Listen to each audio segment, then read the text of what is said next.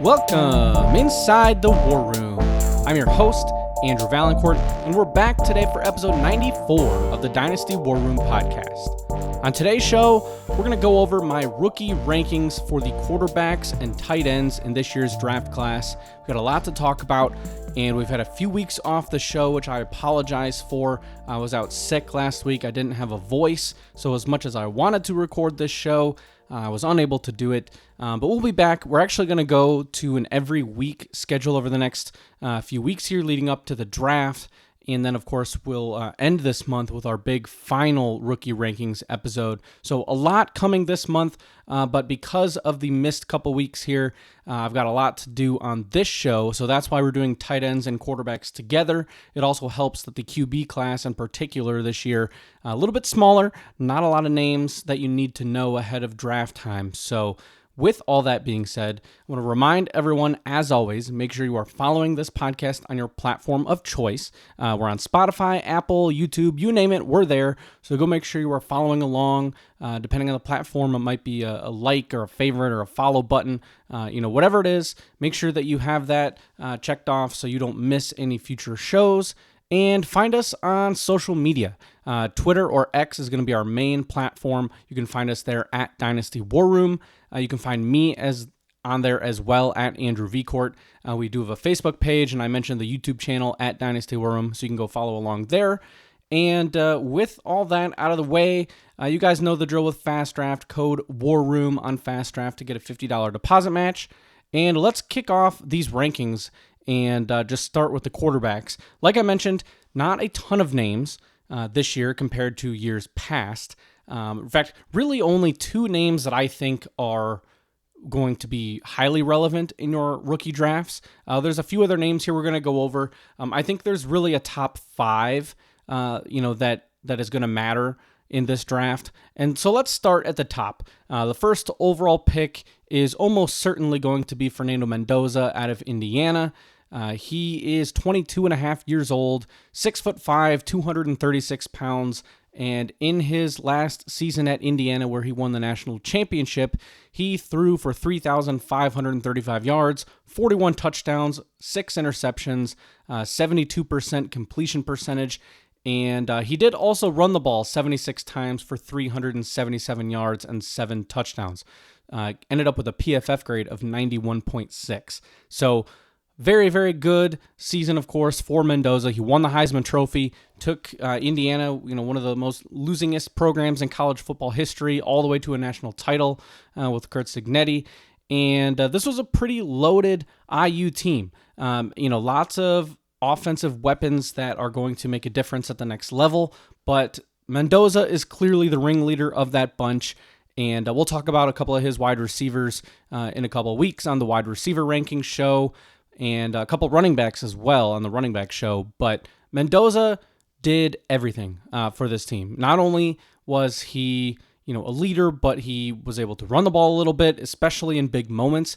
We saw that in the national title game, Big Ten championship, a few other games throughout the year, and he is clutch. He was an awesome player on third and fourth downs. He always was there for the big play in the moment, made the right read, the right decision on his throws, and really the only sort of criticism with Mendoza, at least from an NFL standpoint, he's obviously going to be the first overall pick to the Raiders, but Indiana ran a bit of an RPO offense from time to time, but I think that's getting a little bit overblown. It was not something where this was an every play situation, or it wasn't even something like what Ole Miss did last year with Jackson Dart. I mean, this was something where it was significantly less than half of Indiana's plays were RPOs. I believe the actual final number was between 25 and 30% of plays were RPOs. So it's getting a little bit overblown. And Mendoza, despite that fact, that there was some RPO into the offense, which if you don't know, RPO, run pass option, just where the quarterback gets, they have to make the right decision between whether they're going to hand the ball off or make the throw. It's usually something on the quicker side, a quick out, quick slant, something along those lines. And Mendoza was great at it. And But he was also great at the non-RPO plays, which is, of course, why Indiana went 16-0 and they won the championship and he won the Heisman Trophy.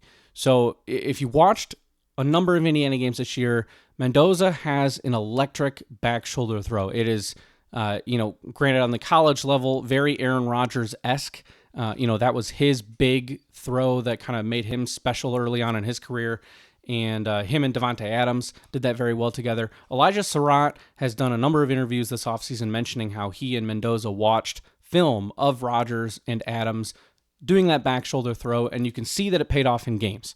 He is an elite back shoulder thrower, and it's a very difficult play to stop as a defense because you don't know where the ball is coming or when it's coming and where it's going to go. It's something that happens very quickly, and Mendoza's great at it, and it helped that he had two NFL wide receivers in Mendoza and Omar Cooper, but he's accurate. He's got very good arm strength. It's not, Matthew Stafford level arm strength, but it is good enough for the NFL. He can certainly uncork the ball, launch it deep, and he's got very good accuracy. We see that with the completion percentage, and he just didn't. There were a number of games throughout the season where, he would get pulled in the third quarter, he'd only have less than 5 incompletions the entire game just because Indiana was playing so well and, they had a big lead and he didn't make a lot of mistakes. And so in terms of a first overall pick in the NFL, Mendoza certainly fits that bill of what you're looking for. He's definitely got the size, 6'5", 236 is a big quarterback. I think that's exactly what you're looking for. He is very, very tough. We saw him take a bunch of hits later in the season, be it the Ohio State game where he got drilled early on, the playoff run where he got hit a number of times, and he bounced back right away, would come back in the game, stayed in, and continued to play at a high level. So I think you love the toughness that you're getting with somebody like Mendoza, and he's going to go to a Raiders team that just signed Kirk Cousins.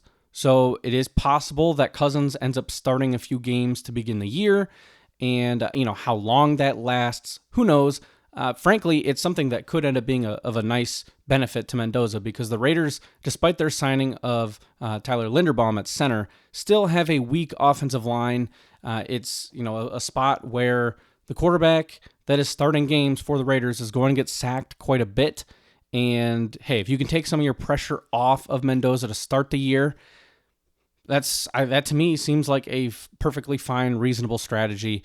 Let him learn for a few games under Cousins, who I don't think has anything left in the tank, but he's at least familiar with the Kubiak offense, who coached him for a time in Minnesota. So I think it's a good fit. I think Mendoza and Cousins, frankly, have some similarities as players. And I've seen some analysts throw out comparisons to Matt Ryan as kind of a ceiling comp for Mendoza, which I think would be a great outcome.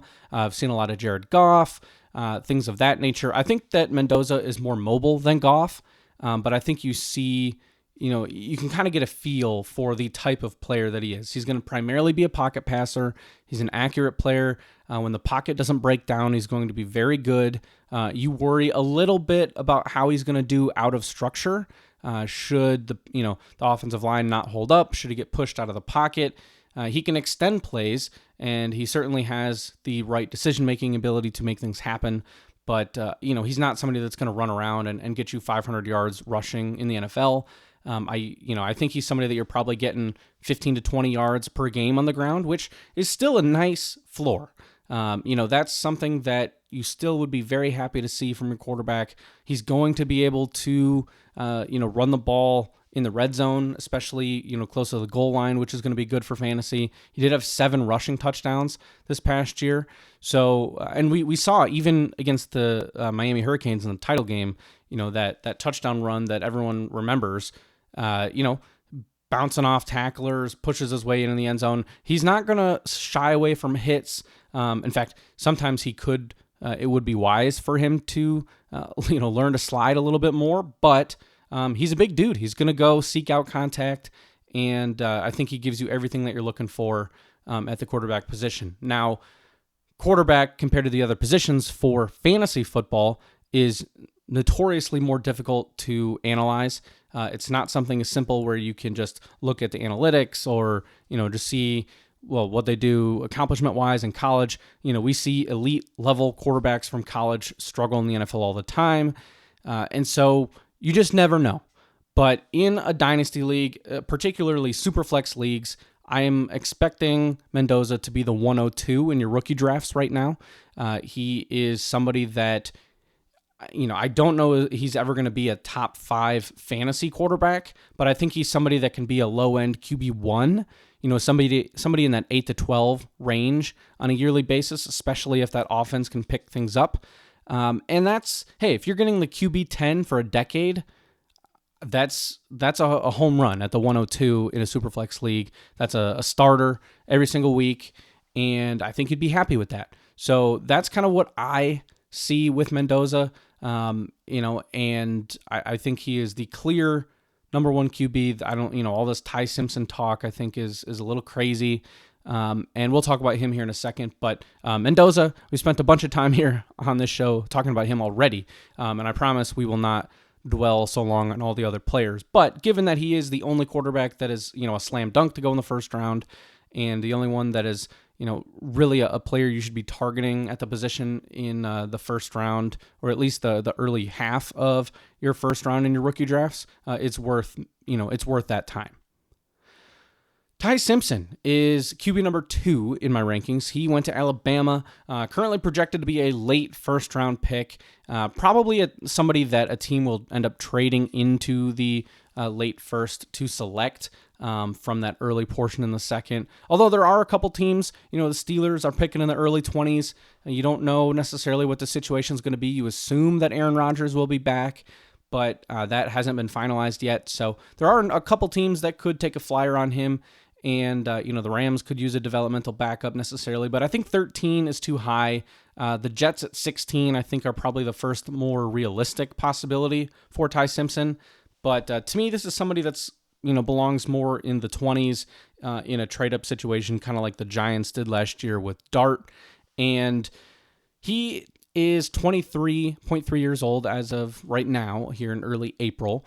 And he is 6'1", 211 pounds, threw for 3,500 yards last year, 28 touchdowns, 5 interceptions, and a 64.5% completion percentage. He did also run the ball 70 times for 292 yards and 2 touchdowns, and had an 83.1 PFF grade. So definitely is a player that can move a little bit. He does have some nice athleticism, and I think the tough part of the Ty Simpson evaluation is that he started the year very hot. He was in the Heisman conversation. Alabama was playing very well. He was playing well. And then as the year went on, he picked up a few injuries. I think they clearly lingered. His play dropped off a cliff. And then we all saw what happened to him against Indiana's defense in the college football playoff where, they couldn't do anything. He looked atrocious. And Mendoza clearly got the better of that, head-to-head matchup. And, obviously while the head-to-head matchup is a bit over talked about, since quarterbacks obviously are not on the field at the same time, and Indiana did have a significantly better defense than Bama, but it's just something where, we had the chance to see Simpson in a number of big games, and I never came away with the impression that, oh yeah, this guy is the man. He's going to be an elite NFL quarterback. He doesn't have a ton of experience despite his age. He didn't start until this past season.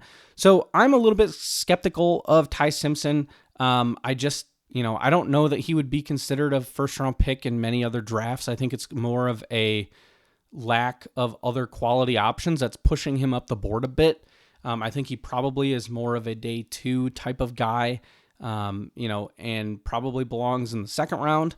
But some team it's going to happen. I mean, right? This happens every single year where there's a guy that, gets talked up and, well, it's a quarterback, so you want to get the 5th-year option, and somebody trades up and takes their guy. And sometimes it works out. Jackson Dart sure seems like a good bet right now. But, it's just one of those things. It's hard to trust because my eyes watching him don't tell me that he is some elite quarterback. He certainly could be good. He certainly has a chance to be a starter in the NFL. And that's exactly why he will be worth taking in the back few picks of the first round in your rookie leagues. I think he could probably go as early as the 110, and he's going to fit somewhere into that 110 to 202 range, but likely into the first round. I think, the 111, 112, something like that is likely where he should end up, assuming he goes somewhere in the late first round. All right, so after those two, I'm sorry to say this quarterback class stinks. There are a number of big names that we thought had a lot of potential, after last college season. And then, right now at this point, Drew Aller, Garrett Nussmeier, Carson Beck, Cade Klubnik. I mean, there's a ton of names, and I just don't think any of these guys are going to be anything more than backups in the NFL. So I'll give you my top five, though. So we've gotten through Mendoza and Simpson, and then everybody else I think is all generally one tier, or at least like the next 4 or 5 names would all be considered the next tier.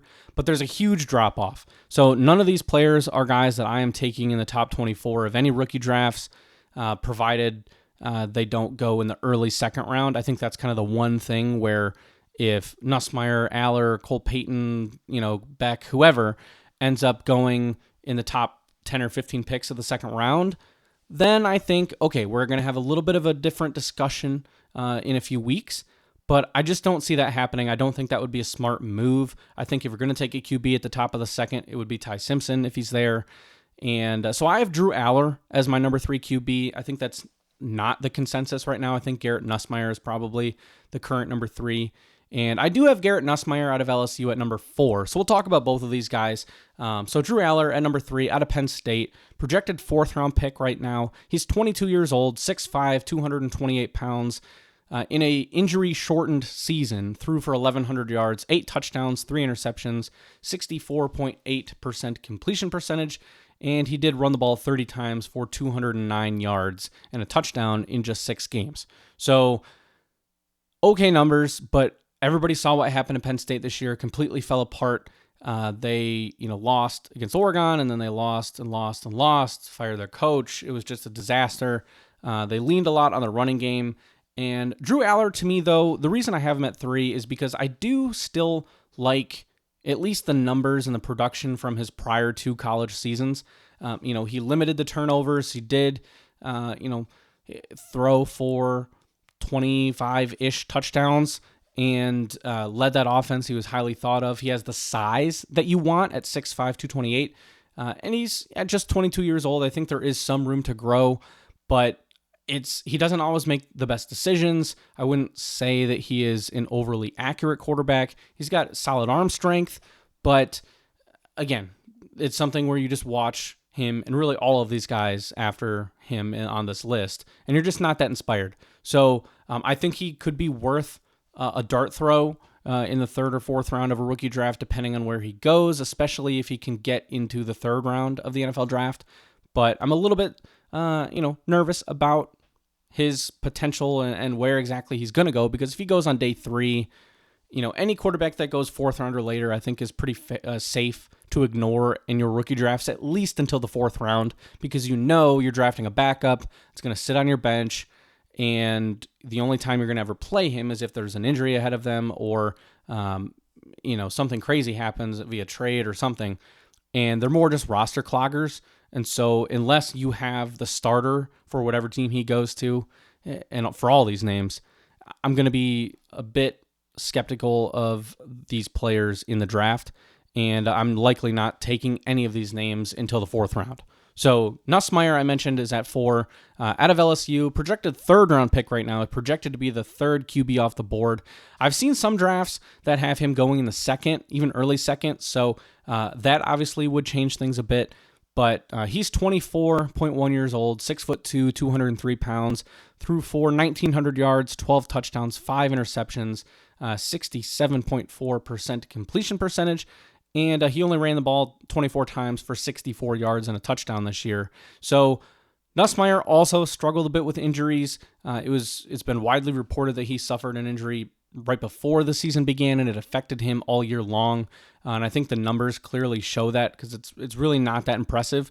He had a much better season in 2024. So, but Nussmeier, he's been talked up a lot. He is the son of, a QB coach and played at LSU. It's something where he does have a lot of starting experience, and some team will take a shot on him. And it wouldn't be me if I ran an NFL team. I just don't think this is a great year for quarterbacks. And, especially outside of Mendoza, and Nussmeier just doesn't really do it for me. But he is projected, again, to be a third-round pick. So if he does go day 2, and this draft class, I think more than any other class over the past few years that I can remember, my rankings are going to change a ton depending on draft capital. There are so many names across all the positions where you can kind of group them into a bucket, into a tier, but they are just all very different, but do certain things well, certain things they don't do well, and the NFL is just going to have to tell us what they think, and then we will adjust our rankings based on the round that they go in. And these quarterbacks are no different. If Nussmeier goes in the 3rd and Aller goes in the 5th, well, okay, Nussmeier is going to be ahead in these rankings. So just be flexible. All these rankings will change, but I think this at least gives you an idea from a talent perspective and how I view things right now based on current projections.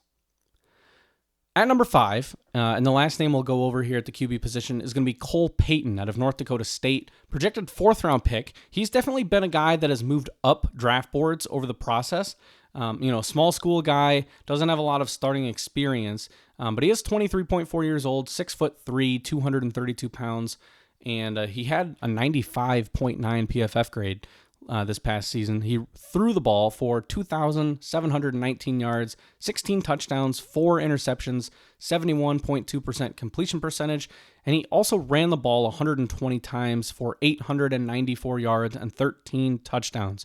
So, the rushing is clearly what is intriguing here from a fantasy perspective. If he can sneak into day 2, he absolutely has a chance to be QB3 in fantasy drafts, because if he ever does get the chance to start, he is athletic enough and he has shown that he can run the ball, which is going to translate directly to fantasy points. Even if he's one of those flash in the pan type of starters, if he gets the opportunity, he will score fantasy points. So that is what makes him intriguing. You could say the same about Taylon Green out of Arkansas, who would be my QB6. But if you're going to take a shot on somebody that is, a mid-round pick in the NFL at QB, it should be somebody that is one of these athletic running quarterbacks. And so that's what Cole Payton can provide. And I think he's an intriguing name out of a small school. And he definitely will need some time, I think, on the bench in the NFL. But hey, again, we'll see what kind of draft capital he gets, and that could move him up our boards at the end of this month. All right, so there you have it for the quarterbacks. Not a whole lot of awesome players, unfortunately, to talk about this year. But I will stop ragging on the QBs, and we can move on to the tight ends, which are much more interesting. Definitely some more exciting names on this list. And I've got a number of guys here. I've got technically through about 14 players here, but I'm only going to really go in depth on, I think, the top 8, because I really think there's only about 8 names or so at this point in time that are projected to go high enough in the draft to be relevant for your rookie leagues or your rookie drafts in your dynasty leagues. So we'll go through the top 8 here. Top 6 in particular catches my attention. And let's start at the top, where there's a couple very, very interesting names that could find their way into the first round of your rookie drafts. And at the top, it's going to be Kenyon Sadiq out of Oregon, projected to be a first-round pick. He is 21.1 years old right now, which is great. You definitely love taking a shot on such a young player. Gives you a lot of runway in the NFL for growth, both from a physical standpoint and a production standpoint. And he's 6'3", 241 pounds, so a little bit undersized. Ideally, you kind of want your tight ends to be more, 6'4", 6'5", and closer to 245, 250.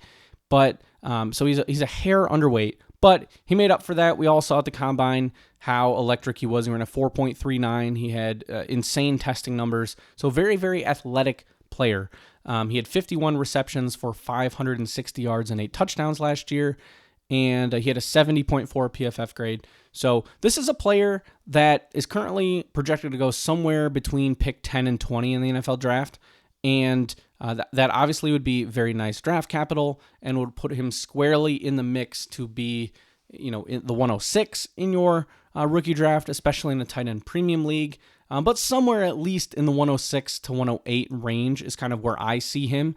Depending on what happens draft capital wise with Omar Cooper and Casey Concepcion, or even Denzel Boston, but he belongs in that mix after the top 5 in my mind. And Sadiq is a great athlete. He certainly can catch the ball. He's a good blocker, which is also nice to see, especially given his size. But I think he leaves some to be desired when it comes to route running, and you would just expect almost more production out of him given his athleticism and playing in an offense like Oregon's.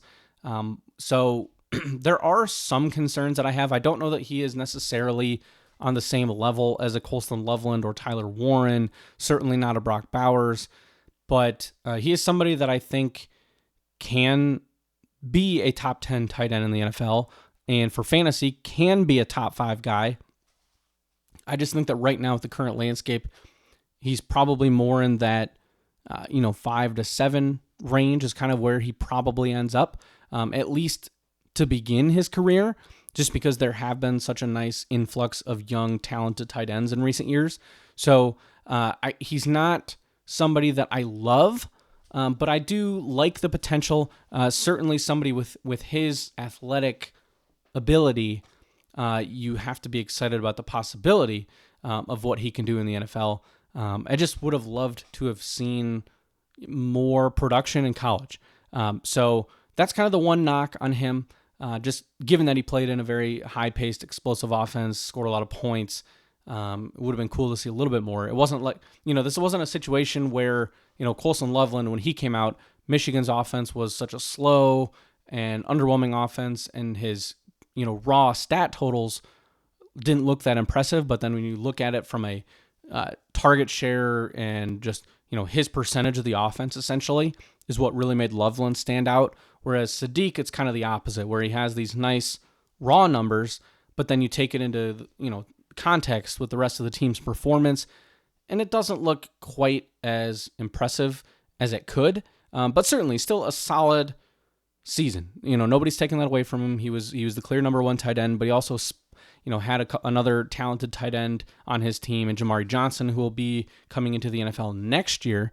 So Sadiq, though, definitely the tight end number 1 in this class, and he's the only guy right now that has a first round projection according to NFL mock draft database. So Kenyon Sadiq at number 1, and at number 2 behind him is going to be Vanderbilt tight end Eli Stowers. So he is currently the only tight end projected to go in the second round of the NFL draft. 22.9 years old, 6'4", 239 pounds. Last year at Vanderbilt, 62 catches for 769 yards and 4 touchdowns, 81.6 PFF grade. And he is a guy that is very much a big slot type of guy. He is not an inline tight end. He struggles at blocking. It could be what limits him in the NFL is simply that could he fall into the Dalton Kincaid type of situation where everyone knows he can catch and he's a good route runner and all that, but can he stay on the field on running downs and plays where he's going to be required to block? So obviously the receiving ability is most important, and he is awesome as a receiver. He was a huge part of that Vanderbilt offense and their great season, and I am expecting that whatever team takes Stowers, especially if they do it in the second round, is going to have a plan for him to be in that big slot, move tight end type of role where he's not being asked to play inline and is not, hopefully they're not drafting him that highly just to stick him on the field for 50% of snaps. So that's the idea with Stowers, is that as long as he is, put on the field in the proper situations and in the proper scheme, he should be very good. He's a great athlete.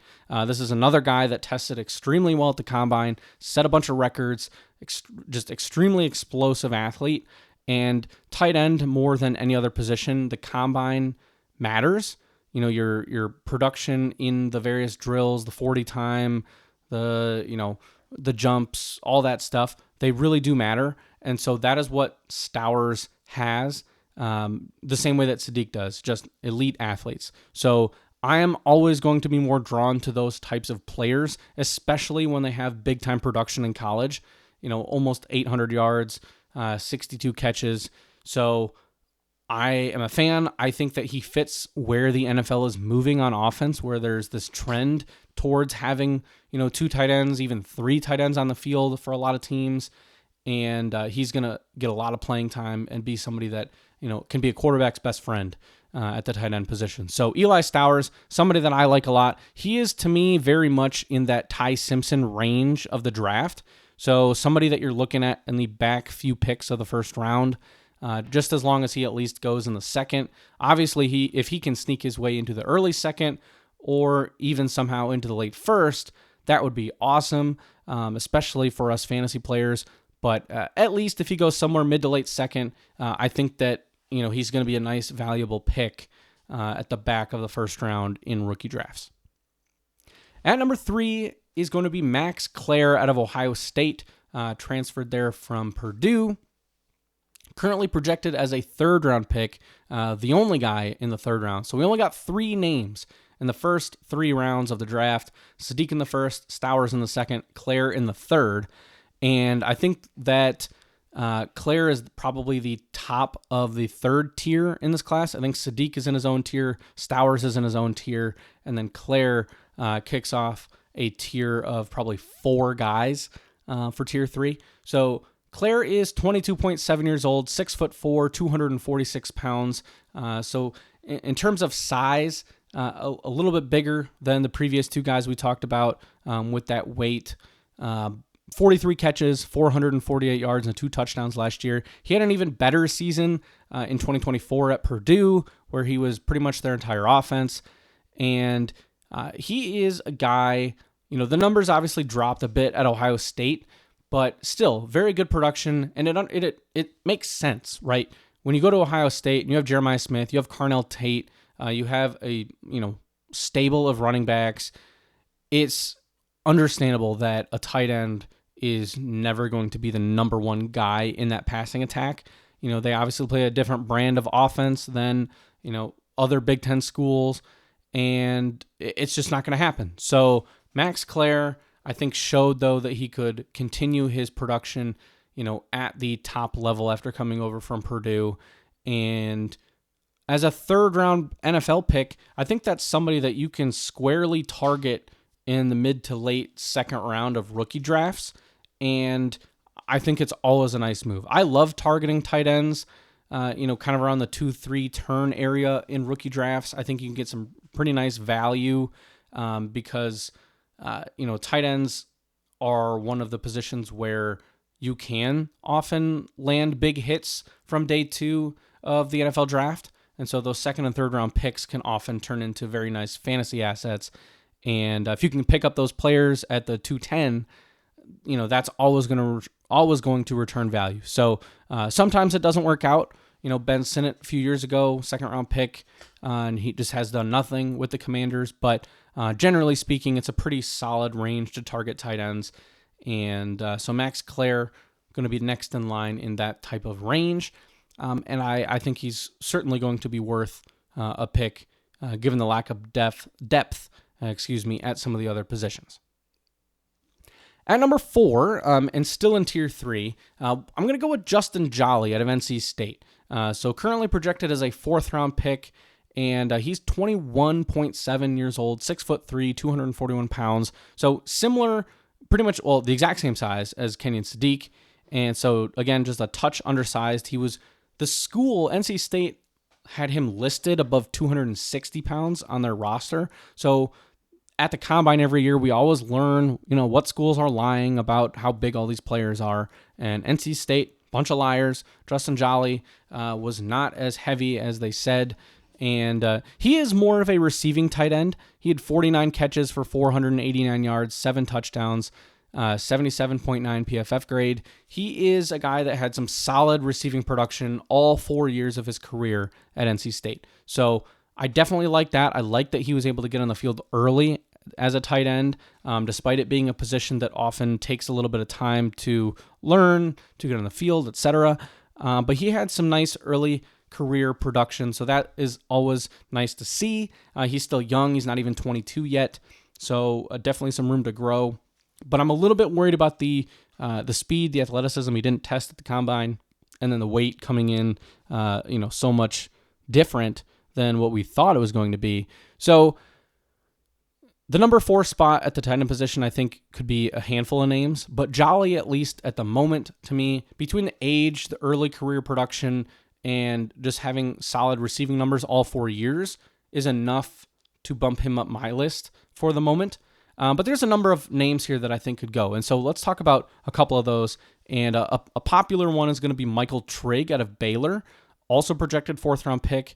And at number 6 in my rankings is Sam Roush out of Stanford, also projected to go in the 4th round. So Jolly, Trigg, and Roush are 3 guys that I think it's going to be up to the NFL to tell us how we should be looking at those guys. Of course, the team they go to, landing spot with the depth chart of whatever their tight end situation is will matter. But all 3 of these guys have some interesting receiving numbers and are, at least on the surface, appear to be pretty solid athletes, especially Roush and Trigg. So Michael Trigg, we'll run through his numbers first. Like I said, went to Baylor, 23.8 years old, so the oldest of this group of 3. And he played 5 years. He missed some time due to some off-the-field issues too, so that's obviously a concern when it comes to the NFL draft, and if he could fall, that obviously will affect rookie drafts. But he is 6'4", 240 pounds, had 50 catches for 694 yards and 6 touchdowns last year, 72.4 PFF grade, and an athletic guy, tested well at the combine, and so did Sam Roush. So Roush is the only name on this list at either quarterback or tight end that was not on our preview show a couple months ago, where we got just into the basics of who's who in this draft class.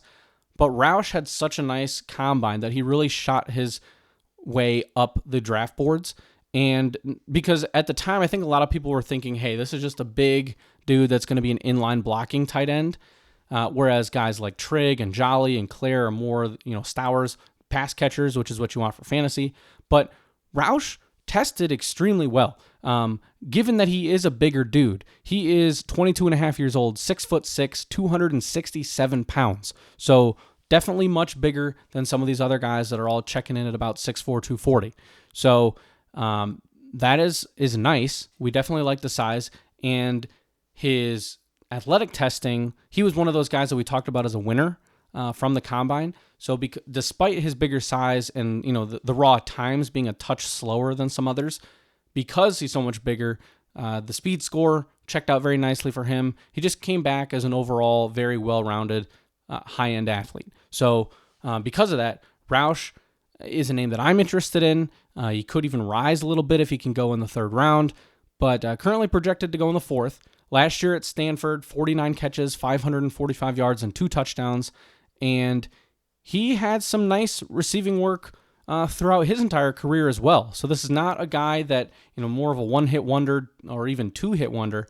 Whereas like Michael Trigg, for example, most of his production came in his final year. It took him some time to really get going. And I think that's where Jolly and Roush are intriguing to me a little bit more, is simply that they were productive throughout their entire careers compared to Trigg, who only came on late. However, Trigg, very good athlete, had very nice numbers this past year at Baylor, more prototypical size. So that's why he's definitely going to be a name to monitor. And the NFL should tell us, how to view these guys. So I think there is definitely a tier there. Max Clare at the top of this 3rd tier, but Jolly, Trigg, Roush all belong together. Very, very similar. I think you could put them in any order, and I would have no complaints. So that rounds out my top 6. And I mentioned that there were 8 names I wanted to mention on this show. So let's talk about number 7, Jack Endries out of Texas, transferred over from Cal, where he played with Fernando Mendoza. He actually had better numbers at Cal with Mendoza before coming over to Texas. He's currently projected to be a 5th-round pick. He is 22 years old, 6'5", 245 pounds. So he's got the size that you want. But 33 catches, 346 yards, and 3 touchdowns this past year at Texas. And I mentioned he had a better stat line his sophomore year over at Cal. And, that is definitely helping his draft stock, I think, at the moment. But the tight end class, there is a lot of interesting names that help the position feel a bit more well-rounded in terms of depth. And Jack Endries is one of those guys that I think, projected 5th-round pick, day 3, but still has the size and some of the numbers to support him being a useful fantasy asset. And so, there are more players at the tight end position this year than I will be interested in potentially compared to the running back position this year. I think there's probably, it's very similar at least, where you got maybe 8 names where it's I feel solid about clicking draft. Whereas usually it's there's 15, 18 running backs. But this year, not so much. But the tight end spot though, we can go 10, 12 deep of interesting names. So, but at least the top 8, I think, could definitely be solid, valuable fantasy names. So that's where Endries checks in out of Texas. And number 8, and falling into that group for me, is going to be Oscar Delp out of Georgia. And he's currently projected to go kind of right at the 3-4 turn. So to edge on the side of safety, I'm going to say 4th-round pick. 22.6 years old, 6'5", 245 pounds. But his receiving production in college is significantly underwhelming, and that's what's so confusing about Delp. So 20 catches, 261 yards, and 1 score, 63 PFF grade. And Oscar Delp was somebody that has been talked about in college circles for years. He got on the field, since he was a freshman at Georgia, which is impressive. Played with Brock Bowers, but when Bowers left, Delp never really picked up his production, at least not to a significant point. And so I think that's what's so interesting about him is, he's still getting talked about. He's still projected as a mid-round pick in the NFL, but his college numbers just don't really support that. So I think this is probably more of a pure projection from the NFL standpoint. As a solid athlete, he's got the size, he's got the prospect pedigree as a top recruit coming out of high school, going to a place like Georgia. So it's interesting that currently on Mock Draft Database, he is listed as the number 4 tight end off the board. I would find that very surprising. I don't see any world where he is, the number 4 tight end in the class.